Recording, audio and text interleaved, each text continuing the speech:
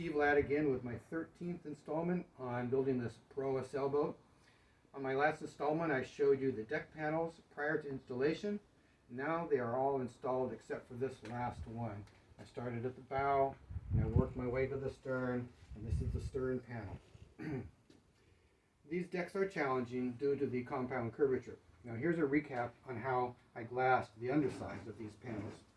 First, I took the panel off and laid it upside down so that I could glass this underside surface. You can't glass anything upwards, so you have to turn the panel upside down and glass it. Then I laid plastic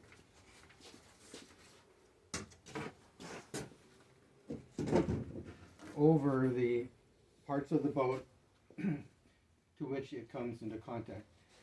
Strips of saran wrap.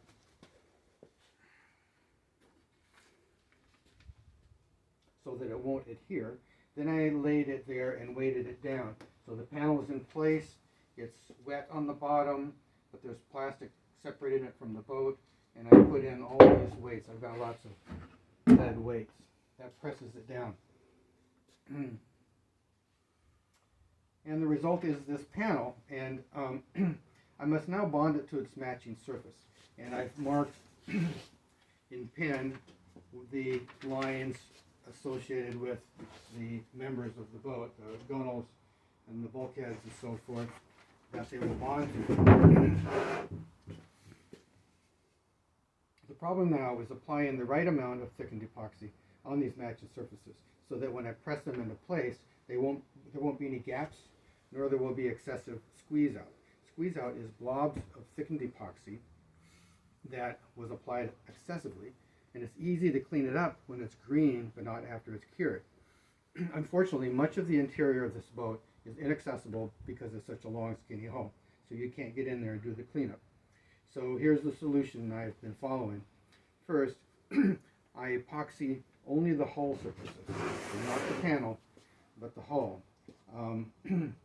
As always, I apply, and this is uniform to any sort of foam core fiberglass work. You apply just the straight resin first so that it soaks into the foam, or if there's wood surfaces, it soaks into that. Then you mix in the phenolic micro balloons. I have a variety of fillers, but in most cases this is what I use. This gets mixed into the epoxy to make a thickened epoxy.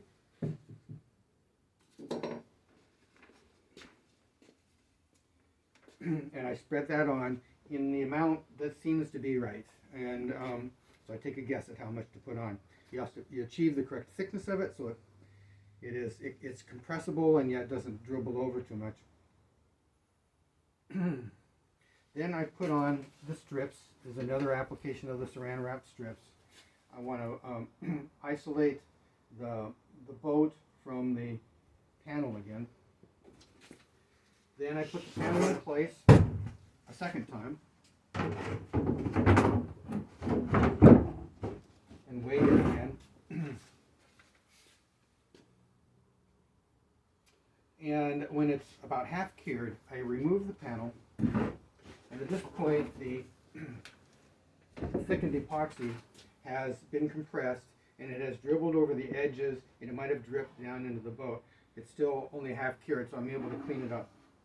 And if there's any places where I see there was no contact between the panel and the boat, there was a low spot, I mark those places so I can put some more in there later.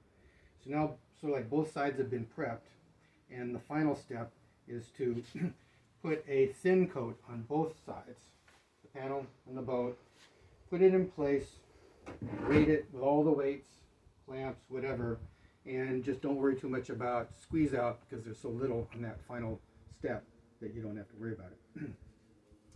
And lastly, I'd like to have us take a last look into the interior of this boat.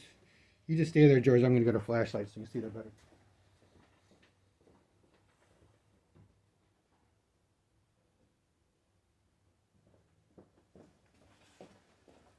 This is the stern of the boat, and it will never be visible again after today because you just won't be able to look in here.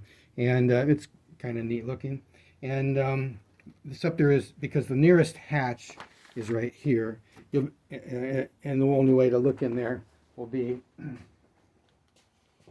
with an endoscope, which I've bought.